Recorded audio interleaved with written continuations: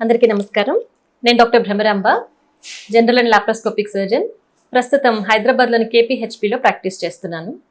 ఈరోజు మనం haemorrhoids are piles గురించి కొన్ని ముఖ్యమైన విషయాలు తెలుసుకుందాం. అసలు పైల్స్ అంటే ఏమిటి అంటే, మలద్వారం గోడలలో ఉండే రక్తనాళాలు అనేవి ఉబ్బి కిందకి జారడం ఒక మాస్ లాగా ఉంటుందన్నమాట. ఆ మాస్నే పైల్స్ అంటాం. అంటే పైల్స్ అనేవి రక్తనాళాలు, అవి మలద్వారం యొక్క గోడల్లో ఉండేవి. ఆ నాళాలనే, ఆ ఉబ్బిన రక్తనాళాలనే పైల్స్ అంటాం. వీటి లక్షణాలు ఎలా ఉంటాయంటే, మోషన్ వెళ్లే దగ్గర మలద్వారం నుంచి ఒక మాస్ లాగా బయటకు వచ్చిందని, లేదా పెయిన్లెస్ బ్లీడింగ్, ఇనిషియల్ స్టేజెస్లో పెయిన్లెస్ బ్లీడింగ్తో ప్రజెంట్ అవుతారు. అంటే మోషన్లో బ్లడ్ పడుతోంది అని. చివరి దశల్లో నొప్పి ఎక్కువగా ఉండటం, మాస్, నొప్పి, బ్లీడింగ్, ఈ లక్షణాలతో ఎక్కువగా ఈ పైల్స్ అనేది ప్రెజెంటేషన్ ఉంటుంది. ఇవి ఎందుకు వస్తాయి అంటే, దీనికి ప్రధాన కారణం కాన్స్టిపేషన్, అంటే మలబద్ధకం ఎక్కువగా ఉన్న వారిలో ఈ హార్డ్ స్టూల్ పాస్ చేయడానికి మోషన్ వెళ్లే సమయంలో ఎక్కువసేపు ముక్కడం, ఆ ప్రెషర్ వలన ఎక్కువ సమయం కూర్చోవడం, మోషన్ వెళ్ళడానికి, హార్డ్ స్టూల్ పాస్ చేసేటప్పుడు ఈ రక్తనాళాల ఈ మలద్వారం యొక్క గోడల్లో ఉండే రక్తనాళాలు అనేవి కిందకి జారడం జరుగుతుంది. ఇదే ఈ కాన్స్టిపేషనే ప్రధాన కారణం ఈ పైల్స్ రావడానికి. ఇక నిర్ధారణ విషయానికి వస్తే, క్లినికల్ ఎగ్జామినేషన్ ద్వారా వీటిని గుర్తించగలుగుతాం. క్లినికల్ ఎగ్జామినేషన్లో పర్రెక్టల్ ఎగ్జామినేషన్, ఇంకా ఓపీ బేసిస్లోనే ప్రోక్టోస్కోపీ అనే చిన్న టెస్ట్ ఉంటుంది. దీని ద్వారా అంటే ఒక చిన్న గొట్టం లాంటి పరికరంని మలద్వారంలో పెట్టి దాన్ని తీస్తూ పరీక్ష చేయడం అనేది జరుగుతుంది. దీని ద్వారా నిర్ధారించవచ్చు ఈ పైల్స్ని. ఇంకా ఈ మోషన్లో బ్లడ్ పడినప్పుడు అది 50 సంవత్సరాలు దాటిన వాళ్ళలో, ఇంకా ఏమైనా ఇతర కారణాల వల్ల ఈ బ్లడ్ అనేది పడుతుందా అనేది మనం గమనించుకోవాల్సి ఉంటుంది. అది తెలుసుకోవడం కోసం కొలనోస్కోపీ కానీ సిగ్మాయిడోస్కోపీ కానీ అడ్వైస్ చేయడం అనేది జరుగుతుంది. అవి చూసుకొని అదేమీ కాదు, ఓన్లీ పైల్స్ వల్లనే బ్లీడింగ్ అని నిర్ధారించుకున్నాక అప్పుడు ఈ పైల్స్కి ట్రీట్మెంట్ ఇవ్వడం అనేది జరుగుతుంది. ఈ పైల్స్ అనేవి 2 రకాలుగా ఉంటాయి: external haemorrhoids, internal haemorrhoids. External haemorrhoids అంటే మలద్వారం యొక్క బయటి పార్ట్ నుంచి వస్తాయి. ఇవి ఎలా ప్రజెంట్ అవుతాయంటే, విపరీతమైన నొప్పి మలద్వారం దగ్గర ఒక గడ్డలాగా ప్రజెంట్ అవుతాయి. వీటికి ఇంటర్నల్ హెమరాయిడ్స్కి మాస్ సేమే, అంటే గడ్డ అనేది రక్తనాళాల సముదాయం. కానీ ఈ ట్రీట్మెంట్లో చాలా వేరియేషన్ ఉంటుంది ఈ ఇంటర్నల్ హెమరాయిడ్స్కి, ఎక్స్టర్నల్ హెమరాయిడ్స్కి. ఇంటర్నల్ హెమరాయిడ్స్ అంటే మలద్వారం లోపలి పార్ట్ నుంచి స్టార్ట్ అవుతాయి. వాటిలో గ్రేడింగ్ ఉంటుంది అనమాట. ఇంటర్నల్ హెమరాయిడ్స్కి 4 గ్రేడ్స్లో చెప్తాం వాటిని. గ్రేడ్ 1 and 2 అనేవి మలద్వారం లోపల నుంచి ఓపెనింగ్ వరకు మాత్రమే వస్తాయి.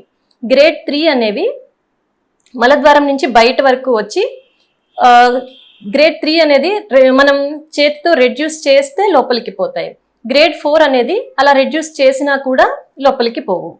గ్రేడ్ 1 and 2కి సాధారణంగా ట్రీట్మెంట్ ఏమీ అవసరం పడదు, సర్జరీ అవసరం పడదు. గ్రేడ్ 1 and 2 ప్రెజెంటేషన్ ఎలా ఉంటుందంటే, పెయిన్లెస్ బ్లీడింగ్ అంటాం. అంటే మోషన్లో బ్లడ్ పడుతుంది అనే ఒక కంప్లైంట్తో వస్తారు. వారిలో నొప్పి ఏమీ ఉండదు.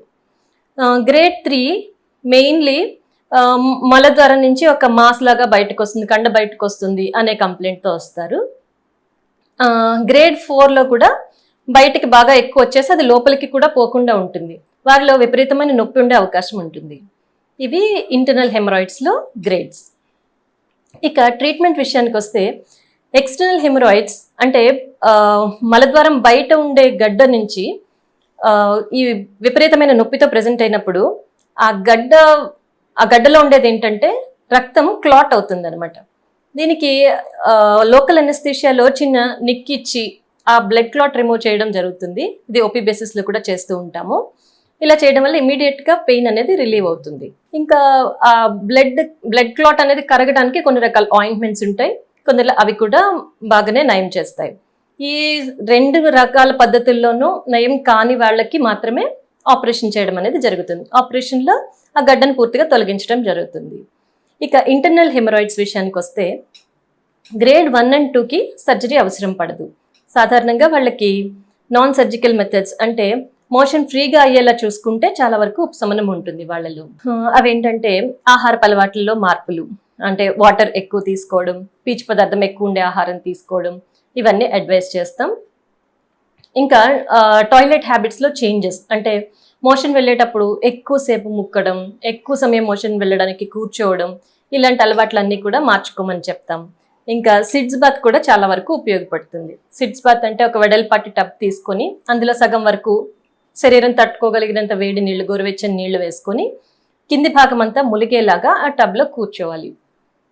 దీనివలన కూడా చాలా వరకు నొప్పి అనేది తగ్గుతుంది. ఇంకా మోషన్ ఫ్రీగా అవ్వడానికి లాక్సేటివ్ సిరప్స్ ఉంటాయి, ఇంకా ఫైబర్ సప్లిమెంట్ పౌడర్స్ ఉంటాయి. ఇవన్నీ కూడా గ్రేడ్ 1 and 2 వాళ్ళకి ఉపశమనం ఇస్తాయి. ఇక గ్రేడ్ 3, గ్రేడ్ 4కి సర్జరీ అడ్వైస్ చేస్తాం. ఈ సర్జరీలో చాలా రకాలు ఉంటాయి. లేజర్ పద్ధతిలో చేసేవి ఉంటాయి, నార్మల్ ఓపెన్ సర్జరీస్ ఉంటాయి, ఇంకా స్టేప్లర్ హెమరాయిడోపెక్సీ అంటాం. అంటే స్టేప్లర్ అనే ఒక పరికరం ద్వారా ఈ హెమరాయిడ్స్ అనేవి కట్ చేయడం, క్లోజ్ చేయడం రెండు కూడా ఒకే మిషన్ ద్వారా జరుగుతాయి. ఇది ఒక పద్ధతి. ఇవన్నీ కూడా గ్రేడ్ 3 and 4 వాళ్ళకి అడ్వైస్ చేస్తాం. ఈ ఆపరేషన్ తర్వాత ముఖ్యంగా తీసుకోవాల్సిన జాగ్రత్తలు, మళ్ళీ రికరెన్స్ రాకుండా ఉండటం కోసం కాన్స్టిపేషన్ రాకుండా జాగ్రత్తగా ఉండాలి. అంటే మేము ఇచ్చిన యాంటీబయాటిక్స్తో పాటు యాంటీబయాటిక్స్, పెయిన్ కిల్లర్స్, వీటితో పాటు లాక్సేటివ్స్ అనేవి ఇవ్వడం జరుగుతుంది. అవి కూడా తప్పనిసరిగా ఆపరేషన్ తర్వాత ఉపయోగించాల్సి ఉంటుంది. ఇంకా ఆపరేషన్ తర్వాత కూడా సిడ్స్ బాత్ తప్పనిసరిగా చేయాలి. ఇవ్వండి హెమరాయిడ్స్ గురించి.